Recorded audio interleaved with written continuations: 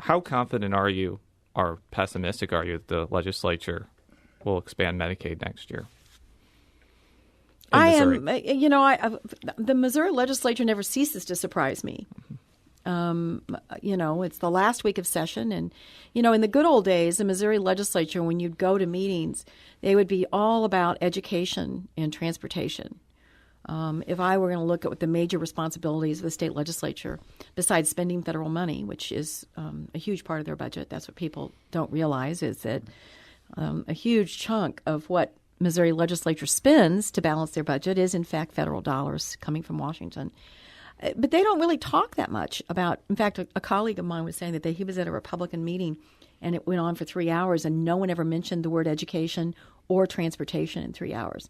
It was all about Second Amendment. It was all about Obamacare. It was all about, the UN and sovereign property rights and all of this stuff.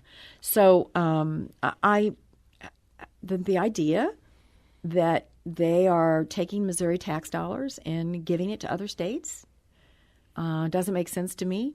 The idea that they're going to have this kind of drag on our economy by closing these rural hospitals that will eventually have to close if they don't expand Medicaid, it's just a head scratcher for me. And hopefully, I've talked to one Republican who completely gets it, and I said to him, why don't you just call it the "We Hate Obamacare Medicaid Expansion"?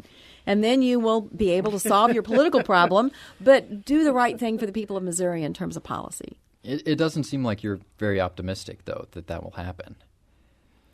Well, I watched John Lamping on CBS Evening News. A couple weeks ago, I believe. National News. And here's a woman working jobs, 3 jobs, I think she's working, $11 an hour. And she makes too little money to shop on the exchanges because she was going to be part of the Medicaid expansion. She's not sitting around twiddling her thumbs. These are the working poor. Right, correct. These aren't people, I think there's this. And by the way, if you looked at the map that was in the Post-Dispatch, guess where per capita the highest incident of these people are? Rural Missouri. It's rural Missouri. It's not Kansas City and St. Louis. They have in their head these horrible stereotypes that everybody in the cities is sponging off the government. And with all due respect, most of the working poor that are hurt on this per capita by percentage are in red Missouri, not in blue Missouri. So I'm hopeful that they'll come to their senses. But it's terribly painful to watch because we get more money from the federal government than we pay into the federal government. Right. If they do this, that will flip. We will get less money from the federal government than we pay in. It seems like you're trying to do something about it, and this kind of segues into our final topic, that you have in recent months been more active in maybe working behind the scenes to help legislative candidates, state legislative candidates. This doesn't really surprise me that much because you've always kind of had an interest in state politics, even when you were a U.S. Senator. I remember asking you occasionally when I was with the Tribune some state-centric issues about how Governor Blunt was doing, and you usually would respond, and it would create statewide news sometimes. But why have you decided to kind of throw your political clout into expanding the legislature and kind of helping Democrats? Well, and also organizing this state Democratic Party. You and Attorney General Koster have played a pretty visible role the last 6 months.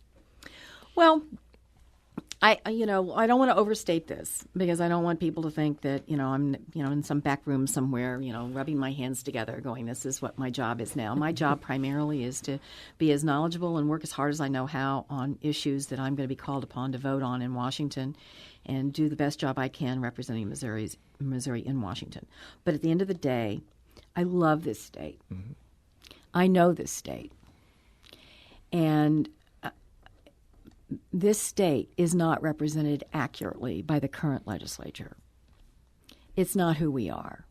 And I can either be sick to my stomach about it or I can try to help. Mm-hmm. And I've just made up my mind I'm going to try to help in whatever limited way I can. And so I've been in contact with Chris Koster and Jason Kander and Clint Zweifel, and we've talked about this. And I think most people don't understand that the last week of the legislative session is when you do really important things that Missourians need. And they actually passed the last week of the legislative session a bill because they're worried about people's property rights because of some resolution that didn't even pass the United Nations. Agenda 21. Yeah, Agenda 21. I mean, it's just I think it's embarrassing. Mm-hmm. And it's not who we are. And I think, I looked around and I realized that I was really busy in 2012, but we had a candidate run for state representative in 2012 in a district that was almost 58% Democratic performing, and they didn't have an opponent.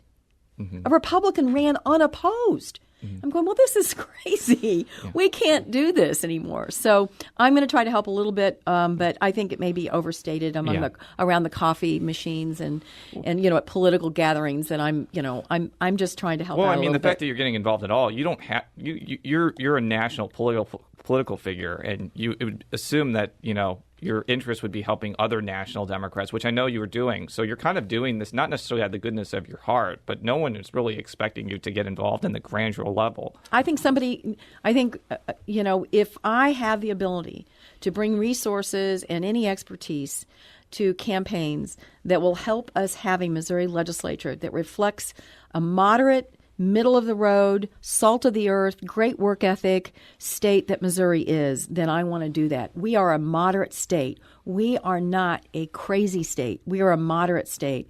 And I don't think the leadership of the legislature reflects that. I don't think their legislative agenda reflects that. And I would like to be part of changing that. Now, when I asked you about this, I think at a transportation, the arch ceremony, you mentioned that sometimes the Democrats weren't doing a good job of kind of combating the Republican message. Does that also include times when some Democrats actually voted for some of these bills that you've been criticizing, like the foreign law bill, Agenda 21 bill, Second Amendment bill?